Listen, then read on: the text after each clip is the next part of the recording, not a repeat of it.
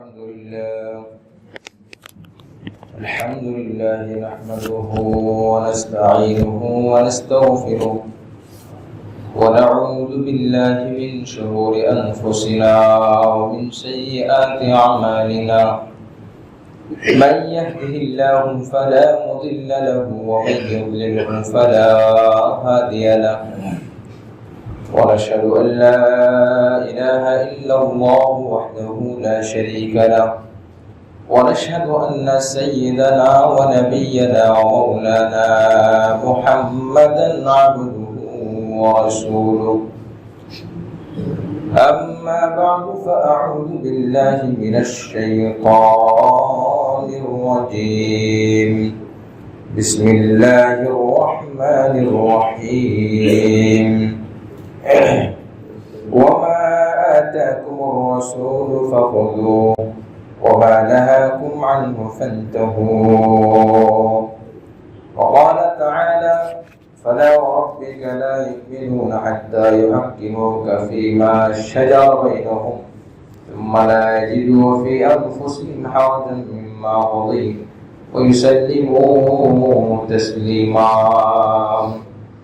وقال النبي صلى الله عليه وسلم لا يؤمن أحدكم حتى يكون هواه تبعا لما جئت به أو كما قال عليه الصلاة والسلام اللهم أنت ربي لا إله إلا أنت خلقتني وأنا عبدك وأنا على عهدك ووعدك ما استطعت أعوذ بك من شر ما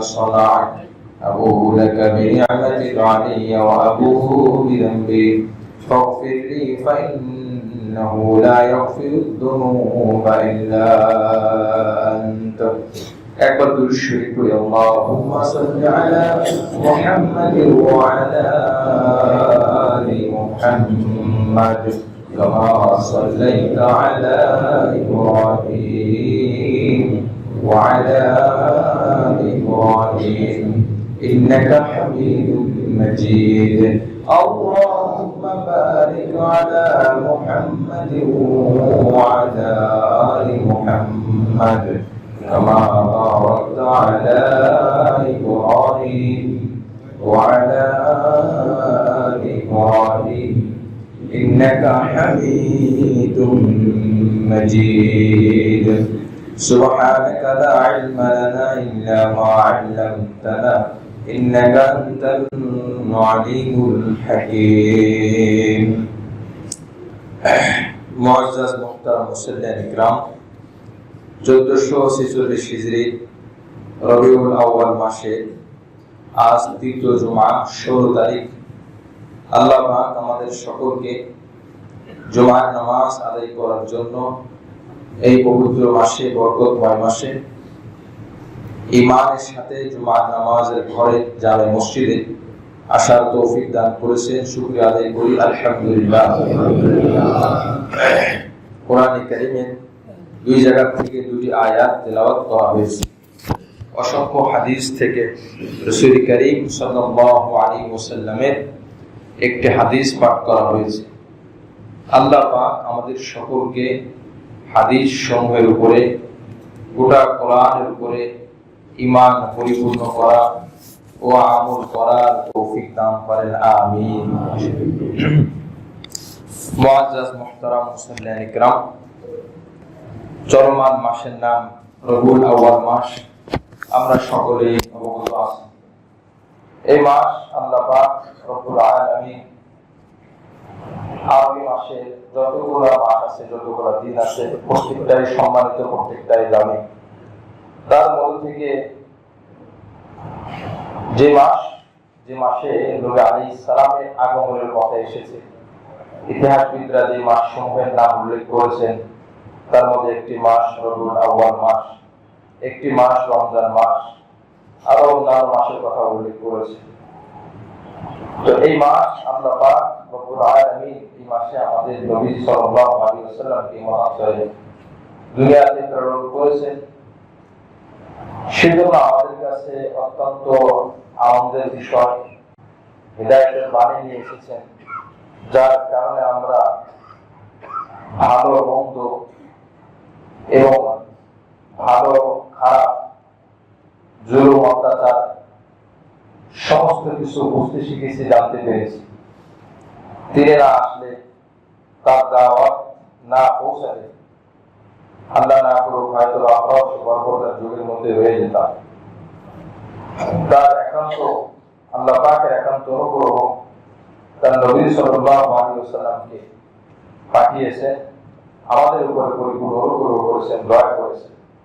আমরা তো আল্লাহর কাছে চাইনি যে আল্লাহ এই নবীর উম্মত আমাদেরকে বানান,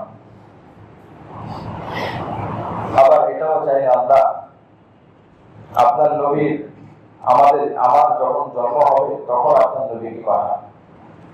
এই নবী এত দামি নবী, এত সম্মানিত নবী, আল্লাহ পাক আমাদেরকে পছন্দ করে এই নবীর উম্মত হওয়ার সুযোগ করে দিয়েছেন। এটার শুকরিয়া বান্দা আদায় করে শেষ করতে পারবে না। তার কারণ যে অন্যান্য জামানার নবীরাও এই নবীর প্রতি দুর্বলতা ছিল। হযরত ঈসা আলাইহিস সালাম তো দোয়াই করেছেন, আল্লাহ শেষ নবীর জামানায় আমি একটু যেতে চাই, আমি তার উম্মতের সাথে একটু চলতে চাই। এত দামি জামানায় দামি উম্মত, যাদের হায়াত খুবই কম কিন্তু ইবাদতের মর্যাদা অনেক বেশি। আগের জামানায় এমন একজন মানুষ পাহাড়ে জঙ্গলে গিয়ে বছরের পর বছর ইবাদতে মগ্ন থাকতো। নবী সাল্লাল্লাহু আলাইহি ওয়াসাল্লাম একদিন বলেন যে একজন আবেদের ঘটনা, 500 বছর পর্যন্ত 400 বছর পর্যন্ত পাহাড়ে বসে আল্লাহর ইবাদত করেছে। শুধু তাই না, এটাও এসেছে তার খাবারের ব্যবস্থা আল্লাহ পাক ব্যবস্থা করতেন। একদিক থেকে তার খাবার আসতো, খাবার যখন প্রয়োজন হয়, আর যখন পানির প্রয়োজন হয় তখন আল্লাহ পাক পানির ব্যবস্থা করে দিলেন। সুবহানাল্লাহ। সারাদিন সে ইবাদত করতো, সারা রাত সে ইবাদত করতো, সাধ্য মোতাবেক আল্লাহর গোলামি করতো। এভাবে একটি না দুটি না 500 বছর চলে গেছে। অথচ এই নবীর উম্মতের কারোর হায়াত 500 বছর নাই, কারোর হায়াত নাই। সাহাবায়ে কেরাম রিদওয়ানুল্লাহি তাআলা আলাইহিম আজমাইন তখন বললেন, ইয়া রাসূলুল্লাহ, আমরা তো আমলে অনেক পিছিয়ে গেলাম, আমাদের হায়াত, আমাদের জীবন আয়ু যেহেতু কম, ইবাদত কম, তাদের হায়াত বেশি, তাদের ইবাদত বেশি। নবী সাল্লাল্লাহু আলাইহি ওয়াসাল্লাম তখন বলে দিলেন, দেখো তাদের হায়াত বেশি, এইজন্য আমল বেশি, কথা ঠিক, তবে আল্লাহ পাক তোমাদেরকে এত মর্যাদা দিয়েছেন যে তোমরা একটি রাত এমন একটি রাত আছে যে রাতে যদি ইবাদত করো, এক রাতের বিনিময়ে প্রায় 100 বছর ইবাদতের সওয়াব তোমরা পেয়ে যাবে। সুবহানাল্লাহ। তাহলে তারা 500 বছর ইবাদত করা আর তুমি 5 রাত ইবাদত করা বরাবর। এটা হলো আমি নবীর মর্যাদা, এটা হলো আমি নবীর কারণে তোমাদেরকে পুরস্কার দেওয়া হয়েছে। এই জন্য এই নবীর মর্যাদা যেমন বেশি, সম্মান যেমন বেশি, অনুসরণের ফজিলত যত বেশি, যদি এই নবীকে অনুকরণ আর অনুসরণ না করা হয় তাহলে তার ক্ষতি কিন্তু তত বেশি। আমরা জানি যে জিনিসের মধ্যে উপকার যত বেশি তার ক্ষতিটাও কিন্তু বড়, মারাত্মক ক্ষতি। সামান্যতম ক্ষতিও এটা আমরা সহ্য করতে পারবো না। আগের জামানায় বিদ্যুৎ ছিল না, হারিকেন, মোমবাতি এগুলো দিয়ে মানুষ ব্যবহার করতো, কাজে লাগাইতো। আগুনের মানুষের হাত লাগিয়ে পুরো শরীর ঝলসে যেত, বিষয়টা এমন না, আলোর প্রয়োজন ছিল। কিন্তু বিদ্যুৎ এই কারেন্ট দ্বারা যে পরিমাণ আমাদের উপকার করে, তখনকার সময় আগুন দিয়ে, মোমবাতির আগুন, হারিকেনের আগুন দিয়ে এত উপকার হতো। কিন্তু তুলনা করলে আগুনের তুলনায় বিদ্যুৎ কারেন্টের ক্ষতিটাও কিন্তু কম না। সামান্য সময় 2 সেকেন্ড 3 সেকেন্ড কাজ লেগেছে, পুরো শরীর ঝলসে গিয়েছে, সাথে সাথে মারা গেছে। এই জন্য যার উপকার যত বেশি। হাত বাতাস ছিল, বাতাস লাগবে না, বাতাস দিলে শরীর ঘামবে, কষ্ট হবে, আল্লাহ না করুক, আল্লাহ না করুক। কিন্তু এই পাখা বিদ্যুতের মাধ্যমে ঘোরে, আল্লাহ না করুক, এটা যদি ঘুরে মাথার উপর পড়ে, ঘোরা অবস্থায় কি অবস্থা হয় চিন্তা করি। পাখা না ঘুরে ঘাম ধরবে, আর এটা এতটাই উপকার হয়, এতটাই ক্ষতি, এটা খুলে পড়লে মানুষ হায়াত নিয়ে তারা নেমে যাবে। রূপগঞ্জে একটা মসজিদ আছে, গত বছরের ঘটনা, গত বছর বা তার আগের বছরের ঘটনা। আমি এখানে আসার আগে মসজিদ ছিলাম, ওই মসজিদে আসার পরে শুনতে পেয়েছি জুমার দিন গালেবান দোতলায় একটা ফ্যান চলতেছিল, আবশ্যিক করা ফ্যানটা খুলে পড়লো, ছড়িয়ে গেল, কয়েকজন আহত হলো, একজন এতটাই আহত হলো তার চোখের মনের ভিতর সম্পূর্ণ বের হয়ে গেল। আমি জাস্ট বোঝানোর জন্য বললাম দুনিয়াতে যে জিনিসের উপকার যত বেশি তার ক্ষতি যদি হয় এটা মারাত্মক হয়। আগের জামানায় ঘোড়ার উপরে মানুষ চলতো, উটের উপরে চলতো, পড়ে গেলে পা ব্যথা পেত, পা ভেঙে যেত, সর্বোচ্চ পা ছুঁড়ে যেত। এখন মানুষ প্লেনে আরোহণ করে, 100 জন যাত্রী থাকলে 100 জন মারা যায়। প্লেন ক্রাশ হয় 100 জন মারা, গাড়ি অ্যাক্সিডেন্ট হয় খুব কমই থাকে যে আহত অবস্থায় তাকে পাওয়া যায় না, কিছু না কিছু ক্ষতি হয়, মারা যায়। উপকার যেমন ক্ষতিও তেমন। আমাদের এই নবীকে অনুসরণ করার মর্যাদা অনেক বেশি। আমাদের এই নবীকে অনুসরণের মানে হলো সমস্ত নবীকে অনুসরণ করা। সুবহানাল্লাহ। আমাদের এই নবীকে অনুসরণ না করার মানে হলো সমস্ত নবীকে অনুসরণ না করা। এই জন্য রাসূল কারীম সাল্লাল্লাহু আলাইহি ওয়াসাল্লামের মর্যাদা অনেক বেশি, আর তাকে অবমাননার ক্ষতিও অনেক বেশি। মুআজ্জাজ হাজির, আমি আয়াত তেলাওয়াত করেছি সূরা নিসা 65 নম্বর আয়াত। নবীকে অনুসরণ কিভাবে করতে হয় প্রত্যেকটা মসজিদে ইমাম আসলে আলোচনা করা হয়, কয়েকটা বিষয়ের উপর আলোচনা থাকে। নবীকে অনুসরণ করা কিভাবে করতেন সাহাবায়ে কেরাম, তার কিছু উপমা, দ্বিতীয়ত করলে কি কি উপকার, জাগতিক কি কি উপকার, পরকালীন তো উপকার আছে, জাগতিক কিছু উপকার রয়েছে, কিছুটা সম্পূর্ণই উপকার।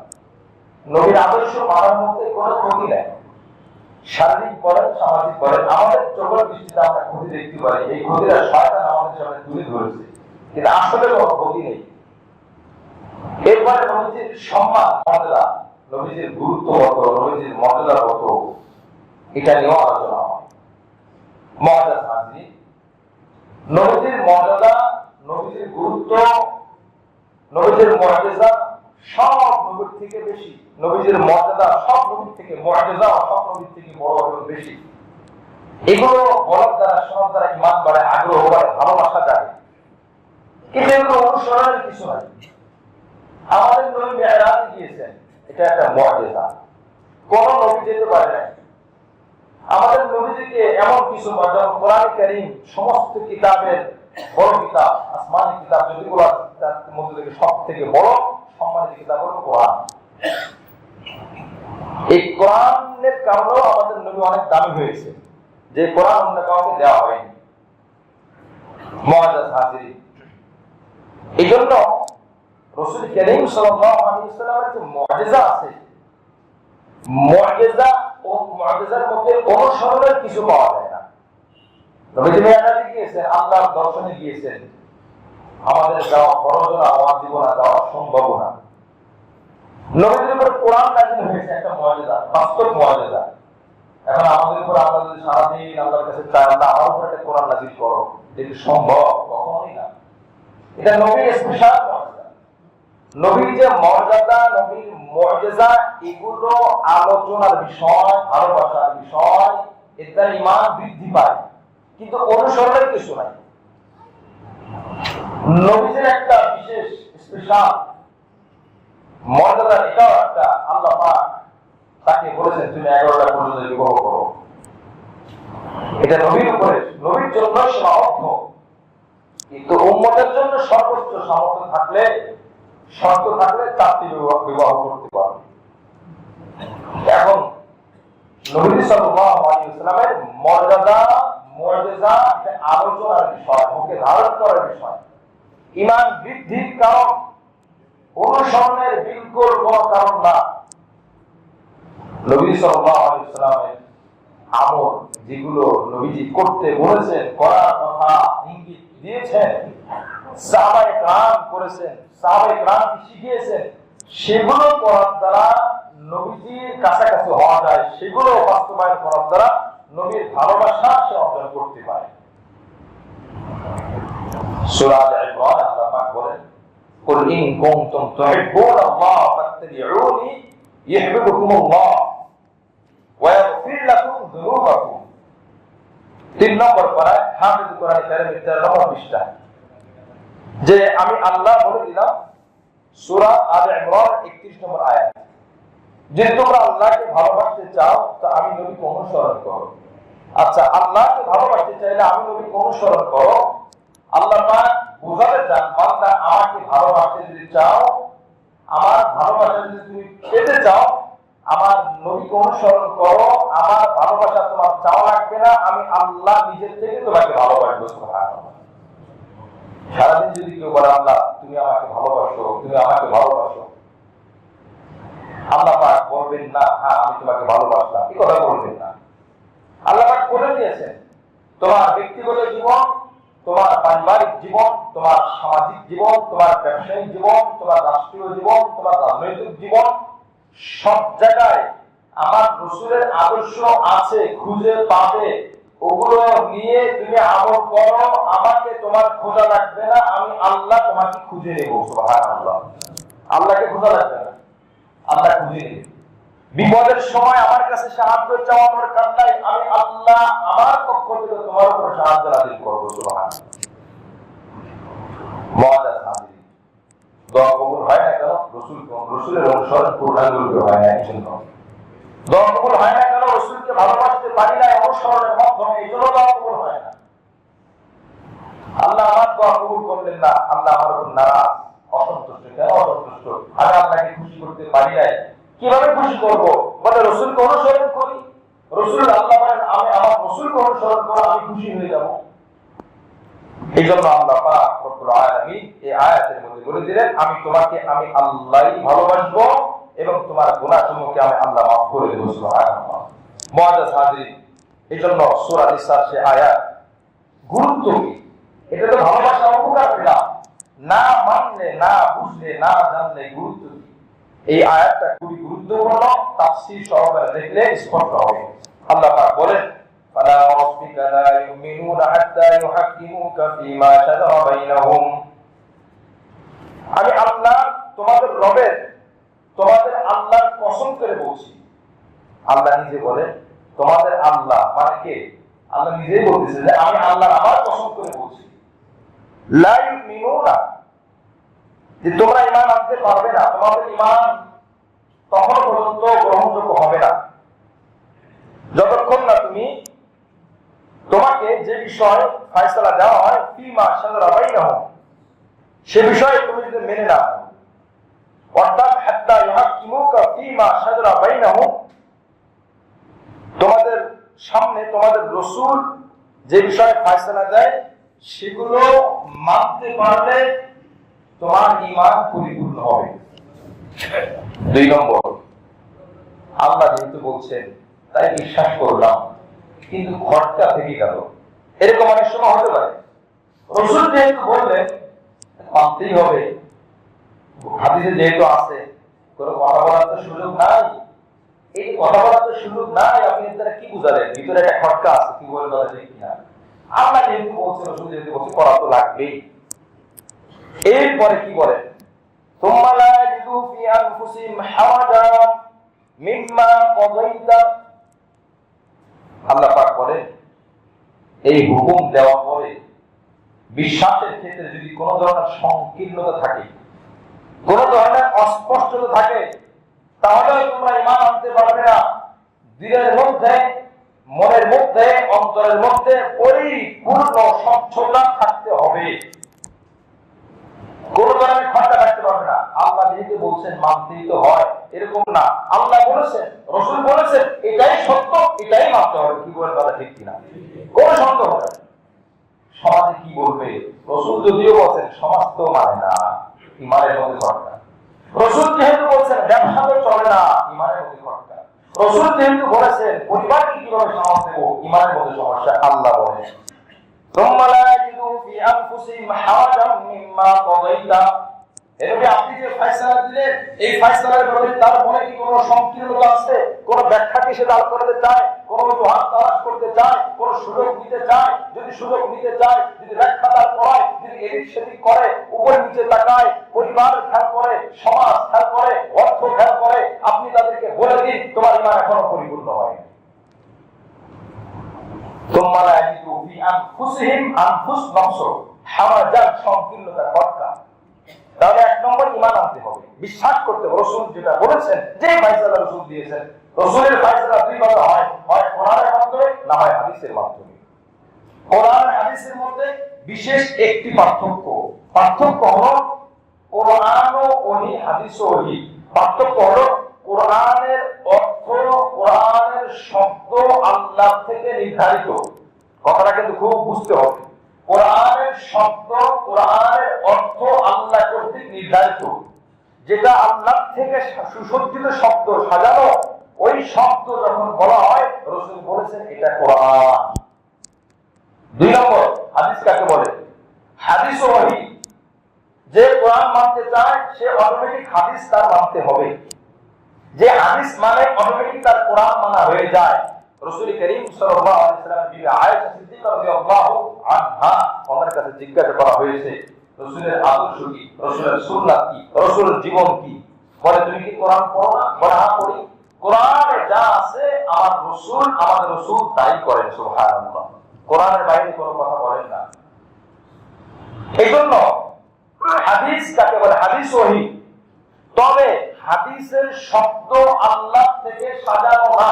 কথাগুলো একটু মন দিয়ে মুখস্থ রাখার চেষ্টা করি, কাজে লাগবে। হাদিসের শব্দ যেমন সমস্ত আমল নিয়তের উপর নির্ভরশীল। এই হাদিসটা কি? ইন্নামাল আমালু বিন্নিয়াত। এই যে কথাটা বললাম, এটা হাদিস। ইন্নামাল আমালু বিন্নিয়াত। রাসূল কি এই কথা নিজের থেকে বলেছেন, না আল্লাহর হুকুমে বলেছেন? আল্লাহর হুকুমে বলেছেন। আল্লাহর হুকুমে বলেছেন, এটা হলো আল্লাহর অর্থ। ইন্নামাল আমালু বিন্নিয়াত, এই অর্থটা নবী নিজে সাজিয়ে বলেছেন, এটা হলো নবীর শব্দ। আল্লাহর অর্থ নবীর সাজানো শব্দ, এটাকে বলা হয় হাদিস। আল্লাহর অর্থ, আল্লাহর সাজানো শব্দ, এটাকে বলা হয় কি? সবাই কি আমাদের বুঝে আসে বিষয়? খুব সহজ। আপনি কোরআন মানবেন, হাদিস মানবেন না, ওহী হলো না। আপনি হাদিস মানবেন, কোরআন মানবেন না, হতেই পারে না। হাদিস এমন জিনিস, হাদিস মানলে অটো কোরআন মানা হয়ে যায়। আর কোরআন মানতে চাইলে আপনি হাদিস মানতে বাধ্য। কথাটা দুই ভাবে বললাম। কোরআন মানতে চাইলে হাদিস মানতে আপনি বাধ্য। আপনি লাইট জ্বালাবেন, সুইচ অন করবেন না, হবে না। আপনি সুইচ চালাতে বাধ্য, না হলে ওই লাইট জ্বলবে না। এটাকে বলা হয় কোরআন মানা। আর আপনি হাদিস মানবেন, কোরআন মানা হবে না, এটা হতেই পারে না। হাদিস মানলে এর অর্থ হলো কোরআন মানা। মুআজ্জাজ হাজির, এই হলো হাদিসের কোরআন মানার বিষয়। দুই নম্বরে যেটা বললাম, দুইটা শব্দ যদি মনে রাখতে পারি, কোরআন ওহী, হাদিস ওহী। কোরআনের শব্দ, কোরআনের অর্থ আল্লাহ থেকে সাজানো। হাদিসের অর্থ আল্লাহ থেকে সাজানো, শব্দ কার থেকে সাজানো? নবী সাল্লাল্লাহু আলাইহি ওয়াসাল্লাম থেকে। সহজ উদাহরণ, আমরা জুমার আসরের নামাজ, ফরজ নামাজ কয় রাকাত পড়ি? 4 রাকাত। আল্লাহ পাক 5 ওয়াক্ত ফরজ করেছেন। কোরআনের মধ্যে আসরের নামাজ 4 রাকাত ফরজ, এটা কোরআনের কোথাও নাই। তাহলে 4 রাকাত ফরজ হলো কিভাবে? 4 রাকাত ফরজ হয়েছে এটা ওহীর মাধ্যমে। কোন ওহীর মাধ্যমে?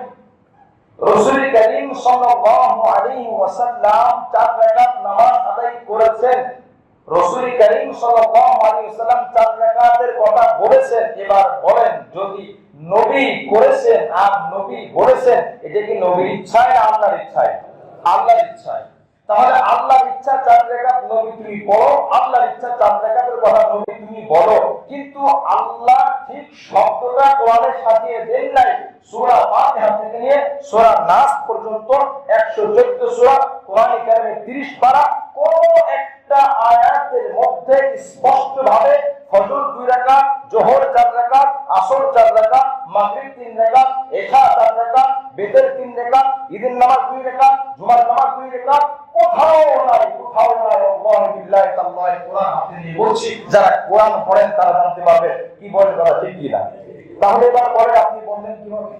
আমি আপনার কথা কেন মানবো যে যোহর 4 রাকাত ফরজ, আসর 4 রাকাত ফরজ? কোরআনে তো নাই।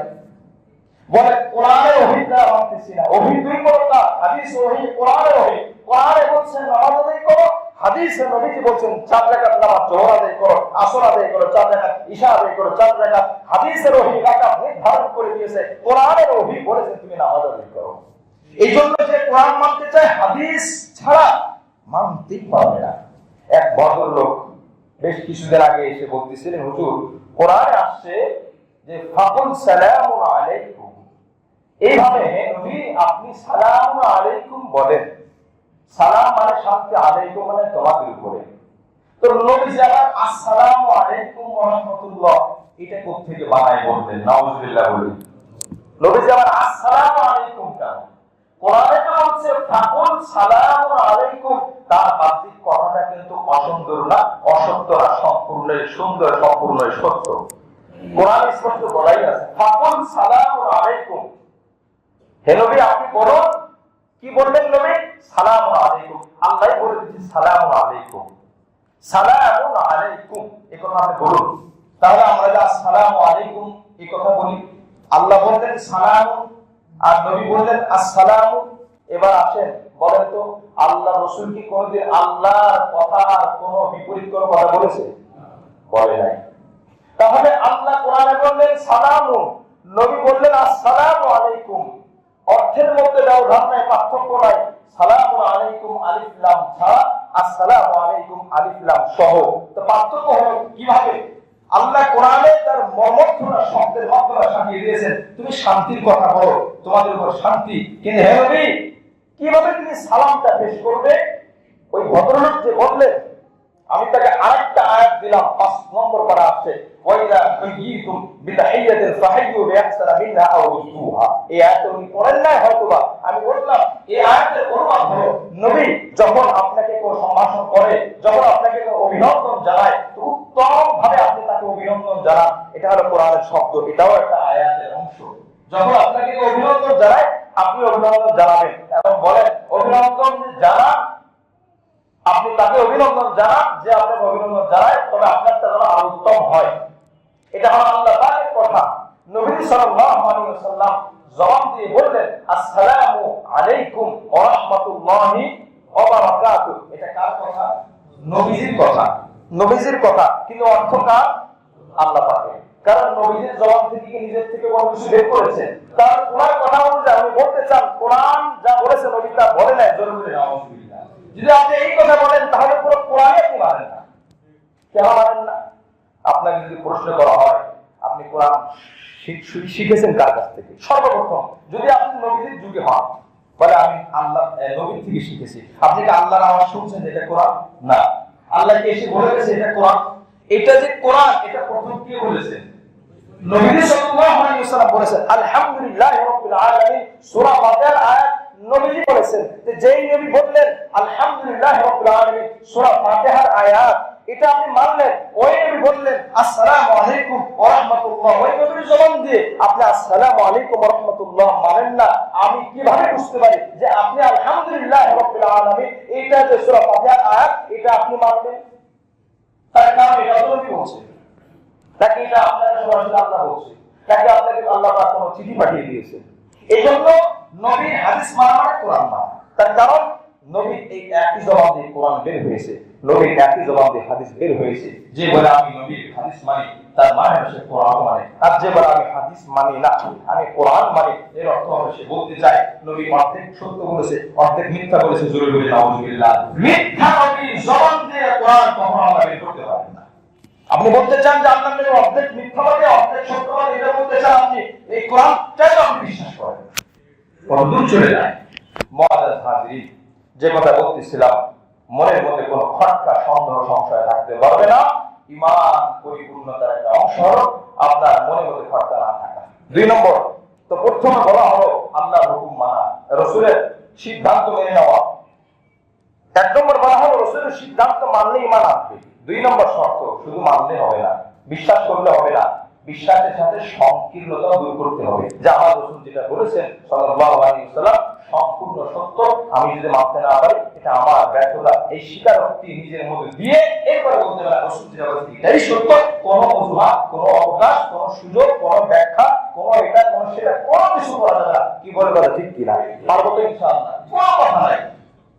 এই ক্ষেত্রে কোনো আপোষ নাই, কোনো সমন্বয় নাই, কোনো সুযোগ নাই, কোনো হুজুর আর খেজুর নাই, দাড়িওয়ালা দাড়ি ছাড়া নাই, পাগড়িওয়ালা পাগড়ি ছাড়া নাই। রাসূল বলছেন সাল্লাল্লাহু আলাইহি ওয়াসাল্লাম, বাস আর কোনো মাথা নত করা, এটা কোরআনের শিক্ষা। আপনি কোরআন মানতে চান, রাসূলের হাদিস মানেন। হারাজাল মিম্মা কদাইতা, 3 নম্বর শর্ত। ঈমানদার যদি হতে চায়, 1 নম্বর শর্ত ছিল রাসূলের হুকুমকে বিশ্বাস করা, 2 নম্বর সংশয় খটকা দূর করা, 3 নম্বর ওয়াইসাল্লিমু তাসলিমা, কাজে পরিণত করা। কিসে পরিণত করা? কাজে। আমি বিশ্বাস করলাম নামাজ ফরজ, আমি বিশ্বাস করলাম আমার সংশয় নাই যে নামাজ যে ফরজ, 3 নম্বর আমি কাজে পরিণত করলাম না, তাহলে আমি নবীকে পরিপূর্ণ মানতে পারলাম না, আমার ঈমানটা পরিপূর্ণ এখন হতে পারে নাই, আমি পরিপূর্ণ ঈমানদার না। অর্থাৎ আল্লাহ পাকের কাঠগড়ায় আমাকে দাঁড়াতে হবে। একজন মানুষ বিশ্বাস করে নামাজ ফরজ, 2 নম্বর তার ভিতরে কোনো সংশয় নাই, কোনো সন্দেহ নাই, 3 নম্বর সে নামাজ আদায়ও করে, ওই মানুষটাই একমাত্র কেবলমাত্র পরিপূর্ণ ঈমানদার। সুবহানাল্লাহ। আল্লাহ পাক বললেন, এই জন্য আমি 8 নম্বর বলে দিলাম, তাফসীর দেখতে সুবিধা হবে। তাফসীর ইবনে কাসির বাংলা পাওয়া যায়, মারিফুল কোরআনের বাংলা পাওয়া যায়, বিশুদ্ধ তাফসীর থেকে আমরা এগুলো দেখে নেব। সূরা নিসা 8 নম্বর 65। এই জন্য আল্লাহ রাসূল সাল্লাল্লাহু আলাইহি ওয়াসাল্লামকে সাহাবায়ে কেরাম মেনেছেন। সাহাবায়ে কেরাম কোন ধরনের ব্যাখ্যা, কোন ধরনের আপনার খটকা, কোন ধরনের সংশয় তাদের মধ্যে ছিল না। যতদিন পর্যন্ত সাহাবায়ে কেরাম ছিলেন, রাসূল করিম সাল্লাল্লাহু আলাইহি ওয়াসাল্লামকে এভাবেই মেনেছেন। নবীদের এক হাদিস, রাসূল করিম সাল্লাল্লাহু আলাইহি ওয়াসাল্লাম বুখারী শরীফের মধ্যে এসেছে 5866 নম্বর হাদিস। নবীদের কাজ দেখে সাহাবায়ে কেরাম কাজ করে ফেলতেন, নবীজির কাছে জিজ্ঞাসা করতেন না। এখন এই জামানায় যারা নবীজির হাদিস শুনে সাথে সাথে আমল করে, পাল্টা কোনো জিজ্ঞাসা করে না, প্রশ্ন করে না, তারাই ওই জামানার সাহাবী। জোরে বলি সুবহানাল্লাহ। প্রশ্ন করে, প্রশ্ন করতে চায়, আপত্তি তুলতে চায়, ওই জামানায় যদি কেউ নবীজির কথার উপরে আপত্তি করে আর প্রশ্ন তোলে, অভিযোগ তোলে, বলেন তো এটা দুঃসাহসের বিষয়, তার কি ঈমান থাকবে? প্রশ্ন করেছে কাফেররা। সাহাবায়ে কেরামের আদর্শ ছিল না যে নবীজিকে প্রশ্ন করা। রাসূল করিম সাল্লাল্লাহু আলাইহি ওয়াসাল্লাম হাদিসের মধ্যে এসেছে, ইবনে ওমর থেকে বর্ণিত, ইত্তাখাযা খাতিমান মিন যাহাবিন আও ফিদ্দা, নবীজি স্বর্ণ অথবা রূপার দ্বারা আংটি তৈরি করলেন। ওয়া জাআলা কাসসাহু মিম্মা ইয়ালি কাফাহু, আংটির মধ্যে পাথরের টুকরা থাকে উপরে, আমরা তো উপরে পড়ি, পাথরের টুকরা উপরে থাকে। নবীজি এটা খারাপ লাগে, লজ্জা লাগে। ওয়া জাআলা ফাসসাহু মিম্মা ইয়ালি কাফাহু, নবীজি পাথরের টুকরা হাতের পেটের দিকে, সাদা অংশের দিকে ঢেকে রাখতেন। জোরে বলে সুবহানাল্লাহ। এই ভিতরের দিকে ঢেকে রাখতেন, একাধিক হাদিসে পাবেন। এরপরে ওয়া নাকাশা ফীহি, নবীজি কেন পড়তেন? তার কারণ নবীজি কিন্তু প্রথমে পড়তে চাইতেন না, যেহেতু নবীজি হাতের লেখা জানতেন না, নবী দেখে কিছু পড়তে পারতেন না আল্লাহর কুদরতে, নবীজি কিছু লিখতে পড়তে জানতেন না আল্লাহর কুদরতে। সিল দেওয়া দরকার, সিল দেবে কিভাবে? নবীজি সিল দেওয়ার জন্য শুধুমাত্র আংটি ব্যবহার করতেন। এখন ওর মধ্যে কি লেখা ছিল? মুহাম্মাদুর রাসূলুল্লাহ সাল্লাল্লাহু আলাইহি ওয়াসাল্লাম। আর আশ্চর্য হলো, দেখেন মুহাম্মদ রাসূলুল্লাহ এভাবে তো লম্বা করে লেখা যাবে না, হাতের মধ্যে বড় হয়ে যাবে, খুব ছোট আকারে ছিল আংটিটা। উপরে ছিল আল্লাহ। সাধারণ নিয়ম অনুযায়ী উপর থেকে কিন্তু নিচে পড়তে হয়, উপর থেকে নিচে পড়তে হয়, কিন্তু এখানে উপরে হলো আল্লাহ শব্দ, যেটা ডান বাম করে লেখা সম্ভব না, লম্বা হবে, এটা গোল। তো উপরে আল্লাহ শব্দ লেখা, মাঝখানে রাসূল লেখা, আর নিচে লেখা মুহাম্মদ। জোরে বলে সুবহানাল্লাহ। নিয়ম অনুযায়ী উপরে মুহাম্মদ লেখা দরকার ছিল, মাঝখানে রাসূল, নিচে আল্লাহ, তার মানে মুহাম্মাদুর রাসূলুল্লাহ এভাবে লেখা উচিত ছিল। তা না হলে আল্লাহ উপরে, রাসূল মাঝখানে, মুহাম্মদ নিচে, তিনি বুঝালেন আল্লাহ নামটা নিচে থাকবে, এটা কখনোই হতে পারে না। জোরে বলে সুবহানাল্লাহ। মুহাম্মাদুর রাসূলুল্লাহ, এই আংটির মধ্যে বুখারীর riwayat। ফাত্তাখাদান নাসু মিথলাহু, নবীজি যা করতেন সাহাবায়ে কেরাম জিজ্ঞাসা করতেন, সাথে সাথে করতেন, নিষেধ করার পর্যন্ত। সাহাবায়ে কেরাম একই স্বর্ণের আংটি তারাও তৈরি করলো, পাথর, এবং তারা ভিতরের দিকে আংটি রাখলো। ফালাম্মা রাআহুম, নবীজি দেখলেন, ক্বাদ ইত্তাখাযুহা রামা বিহি, আমার সাহাবারা স্বর্ণের আংটি ব্যবহার করা শুরু করেছে। নবী আলাইহিস সালাম সাথে সাথে ফেলে দিলেন। অকালা লা আলবাসুহু আবাদা, আমি এই স্বর্ণের আংটি আর কখনো পরিধান করব না। সুম্মা ইত্তাখাযা খাতামান মিন ফিদ্দা, নবীজি এরপরে রূপার আংটি তৈরি করলেন, রূপার আংটি ব্যবহার করলেন। ফাত্তাখাযান নাসু খাওয়াতিমান ফিদ্দা, সাহাবায়ে কেরামের উপর আংটি তৈরি করলো। এরপরে ইবনে ওমর বলেন ফালাবিসাল খাতামা বা'দা নবী সাল্লাল্লাহু আলাইহি ওয়াসাল্লাম আবু বকর সুম্মা উমর সুম্মা উসমান হাত্তা ওয়াকা মিন উসমান ফি বীর আরিসা। এই আংটিটা আবু বকর রাদিয়াল্লাহু আনহু ব্যবহার করলেন, ওমর রাদিয়াল্লাহু আনহু ব্যবহার করলেন, উসমান রাদিয়াল্লাহু আনহু ব্যবহার করলেন। হযরত উসমান গনির আমলে বীর আরিসা নামক একটা কূপ আছে, এই কূপের মধ্যে পড়ে গেল। এই হলো নবীজির আমল, যে নবীজি করলেন, সাহাবায়ে কেরাম সাথে সাথে করলেন, আর নবীজি ফেলে দিলেন, সাহাবায়ে কেরাম ফেলে দিলেন। সাহাবায়ে কেরাম কোনো কথা জিজ্ঞাসা করলেন না। মুআজ্জাজ হাজিরিন, রাসূল কারীম সাল্লাল্লাহু আলাইহি ওয়াসাল্লামের আরেকটি হাদিস মুসলিম শরীফের মধ্যে 2090 নম্বর হাদিস, মুসলিম শরীফ 2090 নম্বর হাদিস। দেখেন সাহাবায়ে কেরাম কিভাবে অনুসরণ করেছেন। আন্না রাসূলুল্লাহ সাল্লাল্লাহু আলাইহি ওয়াসাল্লাম রাআ খাতামান মিন যাহাব, নবীজি একটা স্বর্ণের আংটি বানালেন নিজের জন্য। ফি ইয়াদি রাজুলিন ফানাযাহু, রাসূল কারীম সাল্লাল্লাহু আলাইহি ওয়াসাল্লাম দেখলেন একজন ব্যক্তির হাতে স্বর্ণের আংটি দেখা যায়। তখন পর্যন্ত স্বর্ণের আংটি হারাম ছিল না, সাহাবায়ে কেরাম জানতেন না। নবীজি একজন ব্যক্তিকে দেখলেন হাতে স্বর্ণের আংটি। এই আংটি দেখার পরে ফানাযাহু, নবীজি তাকে ডাকলেন, ডেকে হাত থেকে খুলে ফেলে দিলেন। ফাতরাহু, নবীজি খুলে নিক্ষেপ করে ফেলে দিলেন। ও ক্বালা, এবং নবী বললেন ইয়ামিদু আহাদুকুম ইলা জামরাতিন মিন নার, নবীজি বাকি সাহাবীদেরকে বললেন তোমাদের এক ভাই যে জাহান্নামের এক টুকরা অঙ্গার হাতে পরিধান করেছিল, জোরে বলি নাউযুবিল্লাহ। ওই সাহাবী কিন্তু কিছু বলে না, সাহাবীকে নবী কিছু বলে নাই, আংটি খুলে ফেলে দিলেন আর বললেন তোমাদের এক ভাই জাহান্নামের আগুনের কিছু অংশ হাতে পরে রেখেছিল। এর দ্বারা কি বোঝা যায়? পুরুষের জন্য স্বর্ণ ব্যবহার করা হারাম নাকি হালাল? হারাম, হারাম, হারাম। বিশ্বাসটা অন্তত করে ঈমান ঠিক থাকবে। যদি কেউ আমল করতে না পারে, পুরুষ আছে স্বর্ণের চেন পরে, পুরুষ আছে স্বর্ণের ব্রেসলেট পরে, পুরুষ আছে স্বর্ণের আংটি পরে। অনেক সময় বিবাহ সাথীতে অনেক আদর করে, নতুন জামাই আদর করে তাকে হাদিয়া দেয়। মনে রাখবেন, এটা হাদিয়া দেওয়ার কোনো দরকার নাই। আপনি কাজটা হারাম কাজ করলেন, আর তাকে আপনি দিলেন, সে তো এটা করতে পারবে না। হ্যাঁ, দেওয়া যায় কিন্তু ব্যবহার করতে পারবে না। সারাদিন ওই শোপিস হিসাবে সাজিয়ে রাখতে হবে, ওটা পুরুষ করতে পারবে না। এই জন্য এমন জিনিস কেন দেবে যে যদি দিতে মন চায়, নির্দিষ্ট পরিমাণ আছে, রূপার আংটি, তাও তার পরিমাণ আছে, ওই পরিমাণের বেশি দিতে পারবে না, বেশি ব্যবহার করতে পারবে না। অনেক সময় আদর করে বাচ্চা, ছোট বাচ্চা হয়, বাচ্চার আকিকায়, অনেক সময় জন্মদিন পালনে স্বর্ণের আংটি দেয়। মনে রাখতে হবে, পুরুষ মানে ছোট বাচ্চা বলে কথা।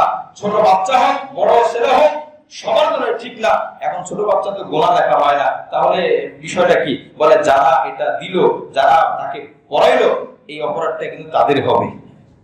আমি কেন ছোট বাচ্চাকে স্বর্ণের আংটি পরালাম, স্বর্ণের চেন পরালাম, স্বর্ণের ব্রেসলেট পরালাম? পুরুষের জন্য। রাসূল কারীম সাল্লাল্লাহু আলাইহি ওয়াসাল্লাম বললেন তোমাদের এক ভাই আগুনের অংশ পরিধান করেছে।